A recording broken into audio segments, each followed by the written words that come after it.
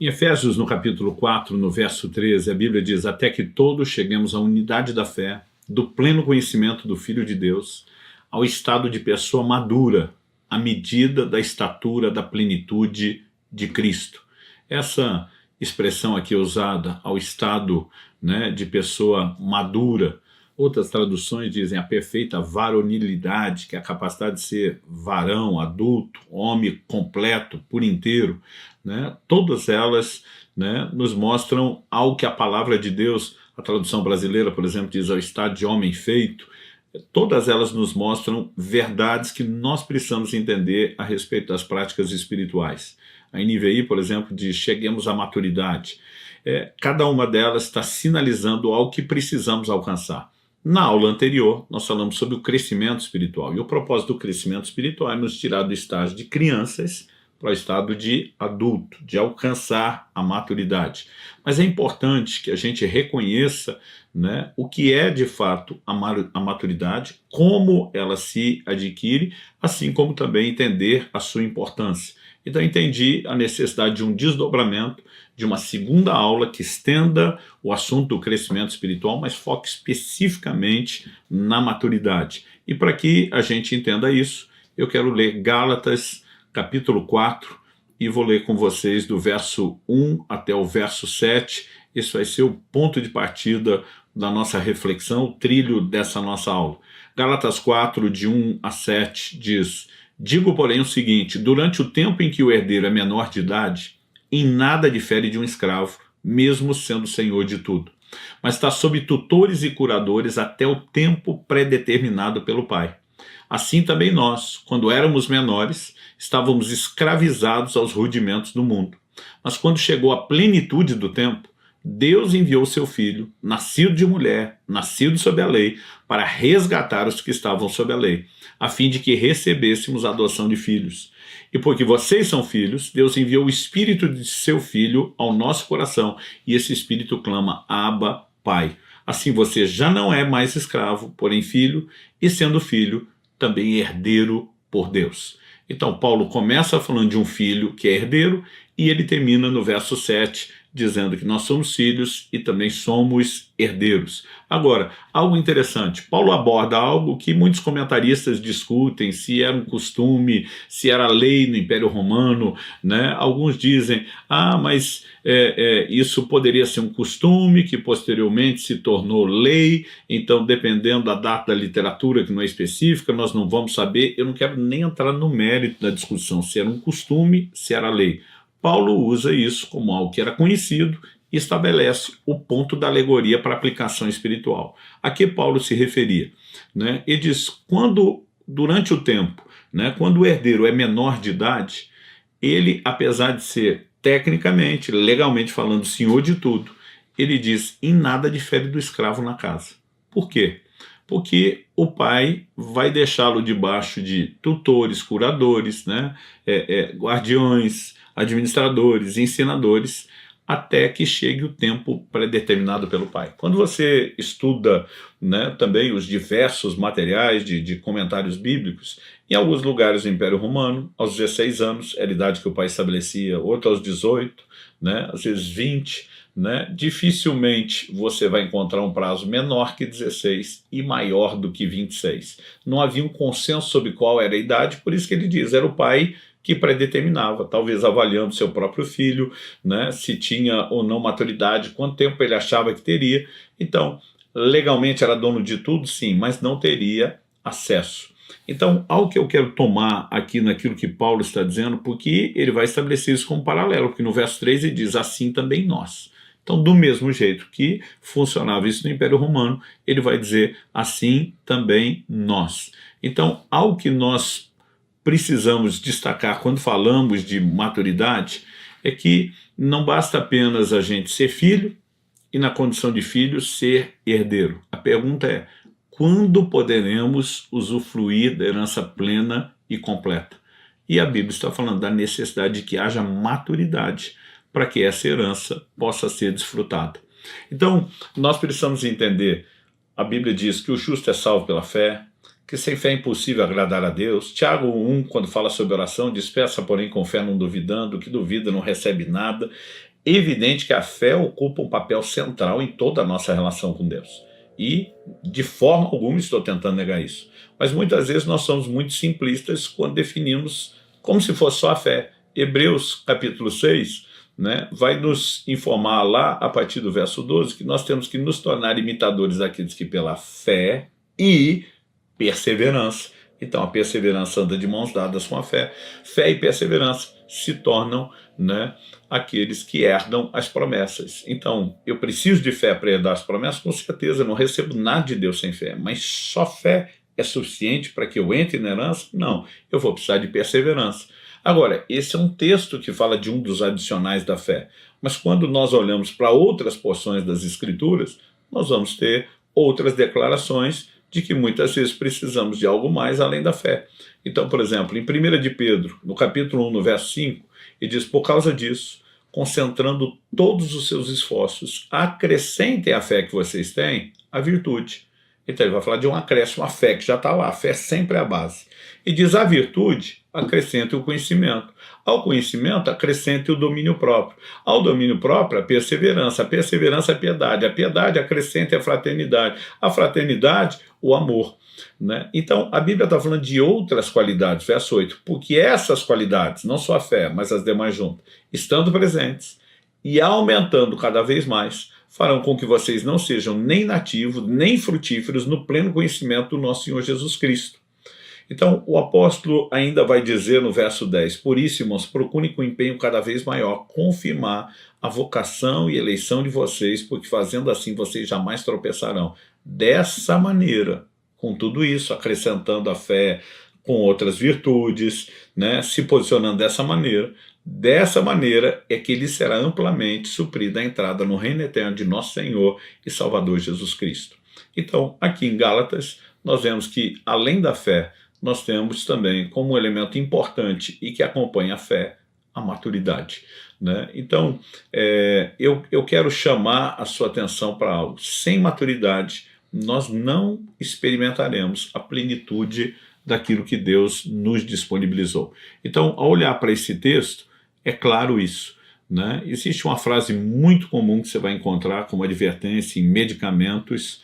Ela se tornou também o título de um livro que nós temos publicado chamado Fora do Alcance das Crianças. Então, determinados medicamentos você encontra lá, mantenha fora do alcance das crianças. Por quê? Porque aquilo que é remédio e cura para um enfermo que é adulto e tem maturidade para usar, pode ser desastroso para uma criança que não tem maturidade para usar. E a gente pode aplicar esse paralelo a várias questões, não só do plano espiritual. Né? Nós podemos entender que isso se aplica também a outros aspectos quando falamos da caminhada como um todo. Então, por exemplo, por que a maturidade é requerida? Porque na ausência de maturidade, nós podemos gerar muito prejuízo. Daqui a pouco nós vamos falar mais a respeito do prejuízo. Em primeiro lugar, eu quero destacar que é uma herança para os filhos. Gálatas 4 diz: se somos filhos, também somos herdeiros. O apóstolo Paulo vai estar em Romanos capítulo 8, exatamente a mesma frase e declaração que ele fez aqui. A diferença é que lá tem um adicional. Né? Romanos capítulo 8, de 15 a 17, porque vocês não receberam um espírito de escravidão para viverem outra vez atemorizados, mas receberam o espírito de adoção, por meio do qual clamamos: Abba, Pai. O próprio Espírito confirma ao nosso espírito que nós somos filhos de Deus. E se somos filhos, somos também herdeiros, herdeiros de Deus e co-herdeiros com Cristo. Se com ele sofremos, para que também com ele sejamos glorificados. Então aqui a ênfase não só que somos filhos, mas também herdeiros, só que diz assim: herdeiros de Deus, co-herdeiros com Cristo. O que significa a palavra co-herdeiro? Herdeiro juntamente com. Né? Ou seja, nós somos tão herdeiros de Deus quanto Cristo é. Nós temos tão direito ao que Deus tem quanto o próprio Cristo tem. Né? Aliás, em 1 Coríntios 3, 22, Paulo diz assim: tudo é vosso. Eu já vi gente dizer: não, mas o tudo não é bem tudo, tentando relativizar. Ué, na mesma frase ele diz: tudo é vosso, vós de Cristo e Cristo de Deus.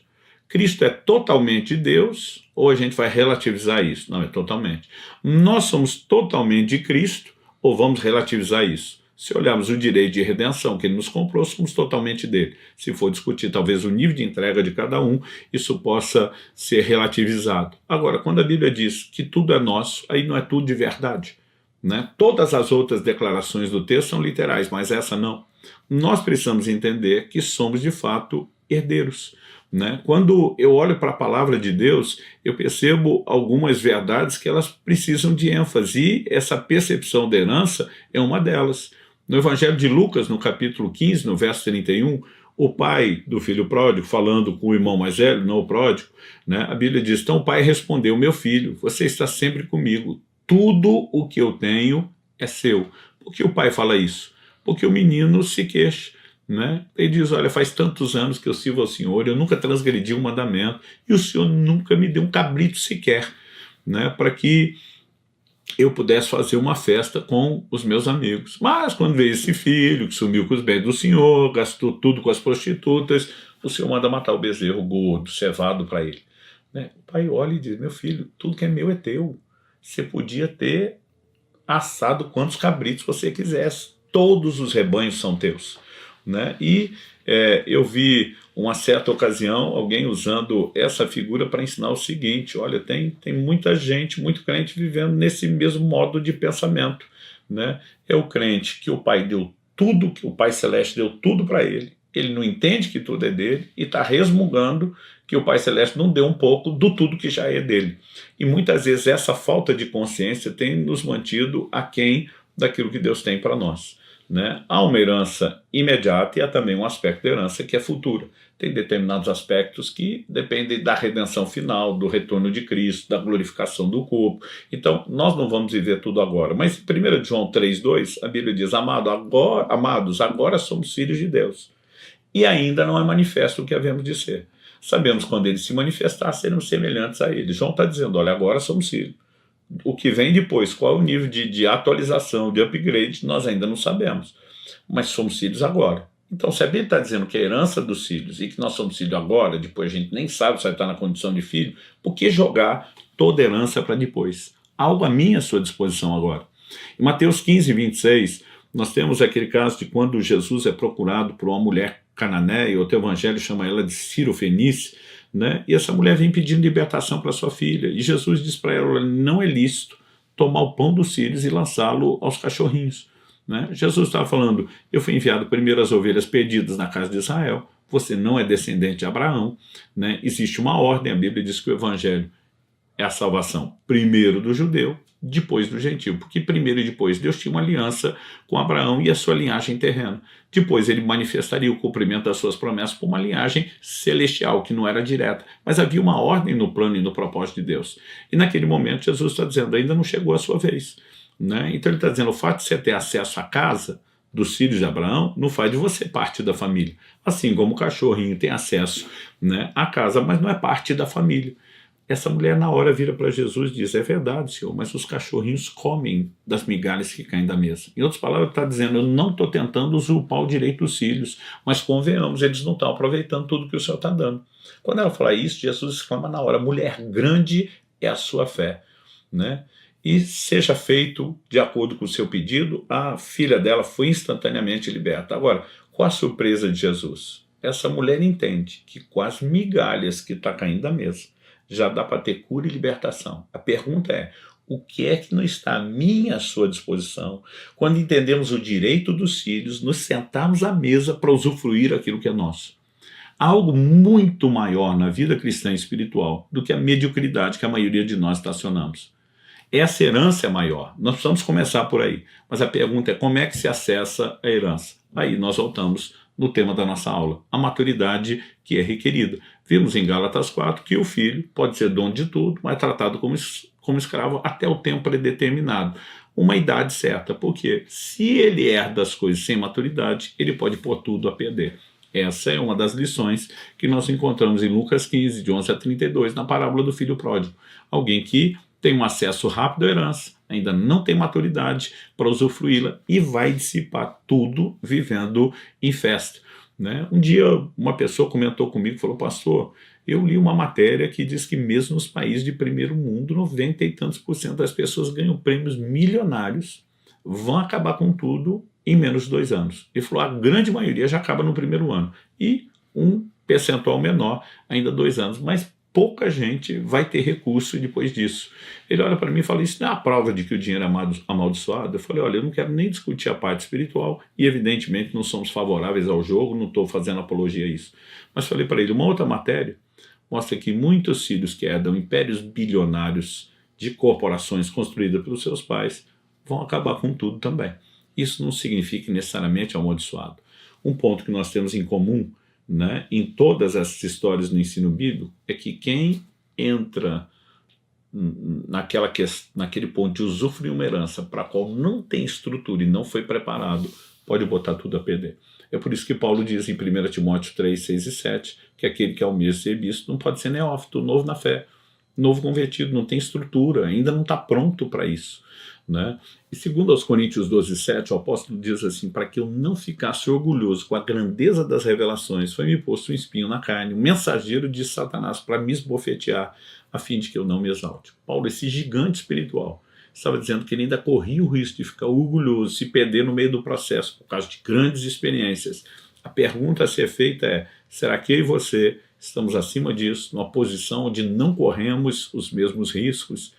É verdade que a falta de maturidade, né, ela tem sacrificado muita gente. Quando Paulo e Barnabé saem plantando igrejas no meio dos gentios, né, a Bíblia diz que eles ficam na cidade, pregam o evangelho, juntam discípulos, dão gás neles, depois de um tempo vão para outra cidade, fazem a mesma coisa, sai dali, vão para outra cidade, fazem a mesma coisa, sai dali, vão para outra cidade, fazem a mesma coisa. Agora, você sabia que eles não deixaram líderes? A Bíblia fala de uma viagem posterior, onde eles voltam para cada igreja para levantar os primeiros presbíteros, que eram os homens de governo. Por quê? Porque é melhor você não ter líder do que colocar líder imaturo. Era necessário tempo para que os que amadurecessem, se despontassem, naturalmente entrassem em evidência e na hora certa, com o mínimo de bagagem, pudessem ser devidamente estabelecidos e reconhecidos. Então, não há ângulo, não há perspectiva onde você olhe para a palavra de Deus, que você não veja maturidade como sendo algo requerido para que a gente possa entrar em algo mais profundo, até a compreensão das revelações. Né? O apóstolo Paulo está falando que ele podia se perder com a grandeza e, por outro lado, Jesus, e João 16, 12 e 13, fala dos seus apóstolos que ainda não estavam prontos para receber aquilo que ele tinha para comunicar. Então, sim, precisamos de maturidade, né? Ela é necessária, é bíblica, mas nós precisamos entender a sua importância. Sem ela, jamais entraremos na herança plena, na herança completa. Agora, como podemos alcançar a maturidade? Então, a gente tem que destacar aqui, né, que não existe maturidade sem tempo. Já falei isso na aula anterior sobre crescimento espiritual e vale repetir aqui. Marcos capítulo 4, de 26 a 29, nos fala de um homem que planta uma semente. Ela germina, a Bíblia diz, sem ele saber como. Mas a Bíblia diz, primeiro aparece a Eva, depois aparece a espiga, depois o grão cheio na espiga, mas só pode colher quando tiver maduro. Então, há etapas. A semente é colocada, ela germina, primeiro aparece a plantinha, depois ela desenvolve, vai surgir uma espiga, mas ainda não tem grão. Daqui a pouco os grãos vão encher a espiga, mas ainda estão verdes, não estão maduros. E todo esse processo, etapa após etapa, ele necessita tempo. Então, não há crescimento ou maturidade sem tempo. Muitas vezes eu vejo as pessoas tentando tirar um rendimento, né, de novos convertidos, criando uma pressão na produtividade e, honestamente, isso não é sábio. Né? Uma das determinações de Deus na lei de Moisés, olha, quando vocês entrarem na terra prometida e plantarem árvores frutíferas, Deus diz, não colha nada, nem no primeiro, nem no segundo, nem no terceiro ano. Deus diz, no quarto ano, tudo que produzido ali, santo ao Senhor. A partir do quinto ano, vocês vão colher e usufruir disso. Deus diz, fazendo assim, vocês vão aumentar a produtividade das árvores. Ou seja, Deus não está dizendo que vocês não vão colher porque o fruto não é bom, mas ele diz, se não tiver pressa, souber esperar a hora, né? Não é apenas um fruto que é melhor. Deus está dizendo, respeitando esse processo, sem acelerar as coisas, vocês aumentam as árvores e depois serão mais produtivos. Ou seja, será que a pergunta é, Deus está preocupado com árvores? Porque Paulo, escrevendo aos Coríntios, ele fala, não atarás a boca do boi que debulha. Ele mesmo pergunta, acaso é com boi que Deus se preocupa? Ele não escreveu isso por causa de nós. Tipo, ele está dizendo, é uma analogia. Então, eu vou parafrasear o apóstolo. Acaso é com árvores que Deus se preocupa ou não é por causa de nós? Né? Nós precisamos entender que muitas vezes esperar antes de colocar as pessoas em determinadas funções, atividades ministeriais e principalmente liderança, significa não sabotá-las e permitir que a produtividade depois aumente, porque o tempo é necessário para o crescimento, para o desenvolvimento de todo mundo. Agora, se por um lado nós podemos e devemos reconhecer que o tempo é necessário, que sem o tempo nada vai acontecer, por outro lado, nós também precisamos compreender que só o tempo não garante o processo. E aí, nós temos uma clara determinação bíblica sobre isso em Hebreus 5,12, que diz, pois quando já deveriam ser mestres, levando em conta o tempo decorrido, vocês têm novamente necessidade de que alguém lhes ensine quais são os princípios elementares dos oráculos de Deus. Passaram a ter necessidade de leite, não de alimento sólido. Ele diz, em função do tempo de fé que vocês têm, gente, vocês tinham que ser mestres, já tinham que estar ensinando os outros. Mas além de não estar ensinando, vocês têm que aprender de novo os fundamentos, os princípios elementares. Então, vocês não só não aprenderam mais do que o básico, não só não estão ensinando, como tem que aprender de novo os fundamentos de tudo. E o tempo já passou. Então, se por um lado, sem tempo, ninguém amadurece, por outro lado, eu e você precisamos entender também que só o tempo não resolve isso. Então, o que é que eu e você precisamos compreender?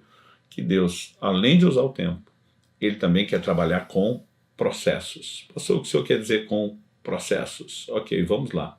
Tiago, capítulo 1, dos versos 2 a 4, diz, meus irmãos, tenho por motivo de grande alegria o fato de passarem por várias provações, sabendo que a provação da fé que vocês têm produz perseverança. Ora, a perseverança deve ter ação completa, para que vocês sejam perfeitos e íntegros, sem que lhes falte nada. Estou tentando resumir, obviamente, aqui numa aula, um assunto que é grande, abrangente. Escrevi um livro inteiro a respeito do assunto chamado Maturidade, o acesso à herança plena. E algo que eu pontuo no livro é a importância de processos. Então, o Tiago está dizendo, irmãos, tem um motivo de grande alegria. Se você falar só alegria já é um desafio. Grande alegria, o desafio é maior. Alegria do quê? O fato de passarem por várias provações. Se a gente ficar alegre na provação já não é fácil, mas a gente está falando de alegria por várias provações. Mas por que eu posso ter alegria? Sabendo que a provação da fé que vocês têm produz perseverança. Isso é como quando ensinamos sobre correção. No momento da correção é tristeza. Lá na frente produz algo bom. Então, assim, certos processos que nós passamos, eles podem ser desconfortáveis no momento, mas eles vão nos levar para um lugar diferenciado. No verso 4 ele diz, ora, a perseverança deve ter ação completa. Né? Tem que ir até o fim do processo, para que vocês sejam perfeitos. Essa palavra aqui traduzida perfeito, ela dá a ideia de completo. Né? Perfeitos e íntegros, né? Inteiro, completo, sem que lhes falte nada. Então, esse não é o único texto da Bíblia que fala da importância de eu e você termos perseverança, sabemos lidar com questões como provas. Né? Romanos 5, por exemplo, a partir do verso 3 e 4, a Bíblia diz, não somente isso, mas também nos gloriamos nas tribulações. Agora, igual o Tiago está falando das provações, Paulo está falando das tribulações. Lá ele falava sobre alegrar, aqui Paulo fala se gloriar. Por quê? Sabendo que a tribulação produz perseverança, e a perseverança produz experiência, e a experiência produz esperança. Ou seja, na caminhada, eu e você seremos forjados por meio de processos, e esses processos envolvem certos desconfortos. Né? Quando eu olho para trás, eu vejo que meu pai intencionalmente não me poupou de certos desconfortos de alguns processos, porque se me poupasse disso, teria me poupado da maturidade que viria do processo. Quando eu olho para a criação dos meus filhos, eu posso dizer que eu tive que fazer a mesma coisa. Houve momentos que eu decidi não poupá-los do desconforto de um processo, para que eles não fossem poupados do resultado do amadurecimento. Eu conto no meu livro, em pregações sobre maturidade, sempre uma história, né, de que quando meu filho ganhou uma bolsa de estudos, foi estudar fora, tinha um orçamento muito limitado. Eu estava tentando ensiná-lo a viver e andar dentro do orçamento, até porque ele queria casar cedo. Eu dizia, filho, um solteiro que não cuida do seu orçamento sozinho não merece ter uma família para cuidar. Eu estava jogando duro com ele nesse sentido por causa das circunstâncias. Talvez se não tivesse a pressa de casar e estabelecer família, eu talvez tivesse tratado de forma mais amena. Mas eu lembro que eu dei uma determinação e falei, olha, se você gastar o seu orçamento antes, eu não vou te socorrer. Né? Você vai ficar por conta e vai ter que aprender a lição a duras penas. E teve um mês que ele me liga dizendo, pai, o senhor pode adiantar o dinheiro? Eu falei, não, ainda falta 3 dias. Né? Ele falou, mas é só 3 dias. Eu falei, se é só 3 dias, você espera. Né? Aí ele falou assim, não, pai, o senhor não está entendendo a gravidade. Eu falei, qual? Ele falou, não tem dinheiro para comer. Esses últimos 3 dias do mês, já não tomei café da manhã hoje, já não almocei, mas a aula dele na faculdade era de manhã. Eu falei, você já saiu da aula? Ele falou, já. Eu falei, sexta, sábado, domingo, você não tem mais aula? Não. Né? Eu falei, o negócio é o seguinte, eu só vou mandar o dinheiro para segunda-feira. Né? E ele falou, mas pai, o que eu faço? Eu falei, jejua. Ele do outro lado falou, o senhor está de brincadeira. Eu falei, não estou não. Né? Você vai tirar um tempo aí de oração. Ele já tinha tido 2 experiências antes de jejuar 3 dias só na água. Eu sabia que ele aguentava, mas naquela hora, mesmo como um pai que era sério nisso, para mim foi muito difícil, mas o Espírito Santo falava comigo, se você socorrê-lo agora, ele vai folgar todo mês, ele não vai aprender a lição. Se você poupá-lo do desconforto do processo, depois você vai estar poupando ele do resultado que você quer ver na vida dele. Por mais difícil tenha sido, eu não estou dizendo que todo pai tem que agir como eu agi, eu creio que eu tive uma direção clara da parte do Senhor. Pensa numa lição que o bichinho aprendeu, nunca esqueceu. E eu ainda, como meu pai me dizia, eu falei, em um dia você vai me agradecer. E um tempo depois, meu filho já casado, né, vivendo coisas extraordinárias em Deus, ele liga para me agradecer. Fala, pai, eu não sou apenas um homem que cuida bem da família, que não deixa faltar nada, mas eu aprendi também a entrar num lugar em Deus, de viver provisões espirituais, tudo isso por causa de um posicionamento firme seu. Né? Ele falou, eu quero te agradecer. Ele usou essa expressão, se o senhor tivesse me poupado do desconforto do processo, o senhor teria me poupado de todo o crescimento que veio depois. Agora, por que eu estou tocando no assunto que fiz com o filho? Muitos filhos da nova geração foram poupados. E eles acham que Deus vai tratá-los com a mesma brandura que os pais trataram. E eu quero te dizer, Deus não vai negociar os processos. Alguns estão vivendo crise de fé, questionando o amor de Deus, porque não queriam estar passando por algumas dessas coisas. Não tem nada na Escritura que justifique, né, a ideia de que passar por provas, tribulações, momentos difíceis seja a ausência do amor de Deus. Nós podemos ter socorro, conforto em Deus, fortalecimento, crescimento, amadurecimento, e no final do processo ainda podemos experimentar intervenções de Deus. Mas é necessário entender que Deus trabalha com o processo. Ele não vai fazer tudo rápido.